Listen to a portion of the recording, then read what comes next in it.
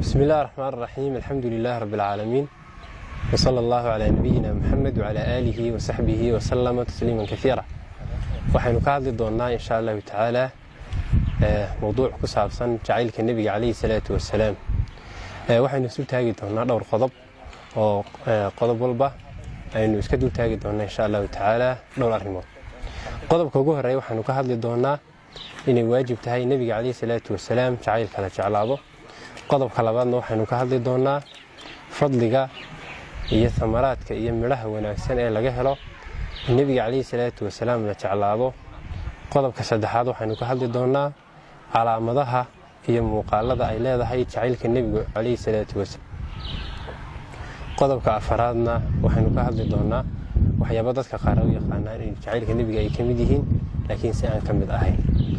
walaalayaal, jacaylka nabiga kaleey salaatu wasalaam la jeclaadaa waa nabiga kaleey salaatu wasalaam adeecitaankiisa iyo markaa jacaylkiisa iyo ku dayashadiisa laga horumariyo cid kasta markaa waxa weeye nabiga kaleey salaatu wasalaam. waa inaad markaa nabiga adeecitaankiisa iyo nabiga amarkiisa iyo amar cid kale markaa ay ku sinaadaan inaad amarka nabiga kaleey salaatu wasalaam aad qadimtood horeysiiso waxa kalena markaa aad gadaal dhigto weey. waa in qalbigaaga markaa waxa weeye nabiga kaleey salaatu wasalaam uu ku weynaado. waa inaad ku faraxdo nabiga kaleey salaatu wasalaam xuskiisa markaad maqasho. waa inaad nabiga kaleey salaatu wasalaam xiisayso la kulankiisa. waxaasoo dhan ayaa markaa soo gelaya jacaylka nabiga kaleey salaatu wasalaam. ilaahay subxaanahu wa tacaala waa inagu waajibiyey nabigeena kaleey salaatu wasalaam inaynu jeclaano.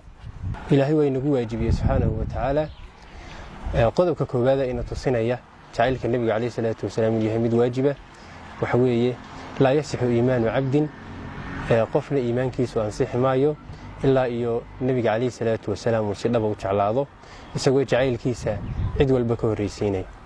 nabiga kaleey salaatu wasalaam wuxuu yiri walladii nafsi biyadihi laa yu'minu ahadukum hatta akuna ahabba ilayhi min walidihi wa waladihi wan naasi ajmaciin.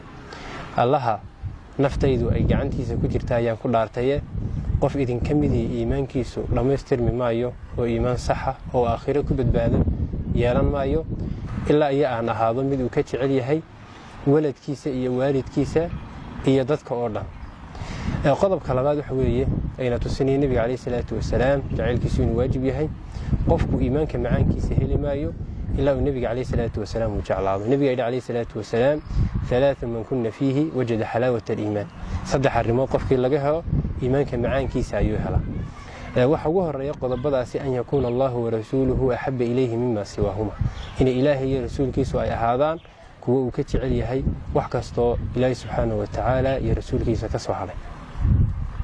قفنا بنانا جعلك النبي عليه الصلاة والسلام عد كلا جعلك سين كهريس يسوع النبي وشيء عليه الصلاة والسلام. النبي عليه الصلاة والسلام عمر أيوي مدمر كسوح كوري يا رسول الله لا أنت أحب إلي من كل شيء. هذيك أيام وحول بكات علىها إلا من نفتي ذمويان. النبي عليه الصلاة والسلام يقول ماي لا يا عمر والذي نفسي بيدي حتى أكون أحب إليك من نفسك. إيمانك صح نقول مايو ولا ما يستلم مايو إلا أن نقضه mid marka aad ka jeceshahay xataa naftaada. markaasuu nabiga kaleey salaatu wasalaam mar labaad uu ku yiri al'aan nabi allah macla naftayda waan ka jecelahay. nabiga kaleey salaatu wasalaam wuxuu ku yiri al'aan ya umar hadday tahay yani hadda ay marka wax weyn iimaankaagu dhameystiran yahay umar. ilaahay subxaanahu wa tacaala wuu hanjabay oo uu goodiyay cidda jacaylka nabiga kaleey salaatu wasalaam cid kale jacaylkiisa ka horeysiisa. ilaahay subxaanahu wa tacaala sideedii arrimood wuxuu ku sheegay قل إن كان أباؤكم وأبناؤكم إلى آخر لا إله آخر كايدة وحو كيري هدي كواسي أتكتشعشهين إلهي سبحانه وتعالى يا رسول كيسة إياكو الجهاد جيدك إلهي سبحانه وتعالى سوق عقاب الله أيام إذن كسوا مقاني مركا تاسي واحد نتصنع سامة دام اللوها نجمي قفة كتغا إنو مركا وحويا أرنتنا أيتها أرن واجبة وإلهي سبحانه وتعالى إنه أطول قضب كينا لبعض ونقنا يا ثمراتك إيام لها وناكسنا قفكو كيليو النبي عليه الصلاة والسلام إنه تعلاو كو حويا إن الله سبحانه وتعالى قفك سودا بالعفو وإله سبحانه وتعالى أجعله. إله سبحانه وتعالى وحويلي يقول إن كنتم تحبون الله فاتبعوني يحببكم الله ويغفر لكم ذنوبكم. إلهي يقول لي هي حداد إلهي تعيشهين النبي الراعي عليه الصلاة والسلام إلهي وإذن تعلاني ذنبنا وإذن لاف. وحكم ذو حيابها والمناكسن أما ثمرات والمناكسن إلا قد يفيو النبي عليه الصلاة والسلام جعيل كيسة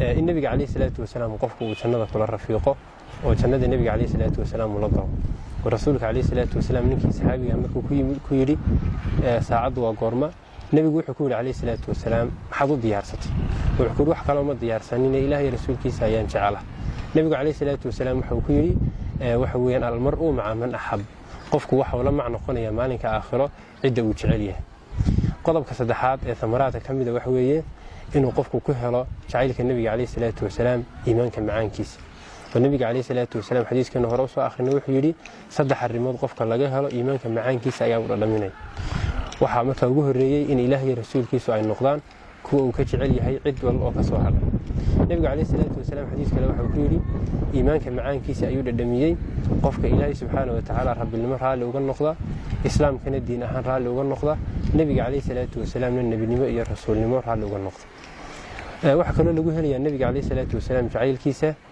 وحلقوه لي الفلاح في الدنيا والآخرة الدنيا آخرة قفكم مكان كجوليس إلهي باري سبحانه وتعالى فالذين آمنوا به وعزروه ونصروه واتبعوا النور الذي أنزل معه أولئك هم المفلحون هو النبي الرماية وقرقارة أهلي النبي عليه الصلاة والسلام راعى نور إلهي سبحانه وتعالى وكسود شيء كوا سوى كوا جوليسين يبلهي وحكى الله كم ذا marka waxyaabaha laga dheefay nabiga kaleey salaatu wasalaam jacaylkiisa in marka qofku ku hanuuno jidka toosan nabiga kaleey salaatu wasalaam ilaahay uu soo dejiyo waayo qofku markuu nabiga jeclaado kaleey salaatu wasalaam waa ku dayanaya nabiga markuu nabiga kaleey salaatu wasalaam ku daydana waa ku hanuunaya ilaahay baa wuxuu leeyahay wa in tutiicuhu tahtadu hadaa nabiga kaleey salaatu wasalaam aad adeecdaan wad hanuunaysaan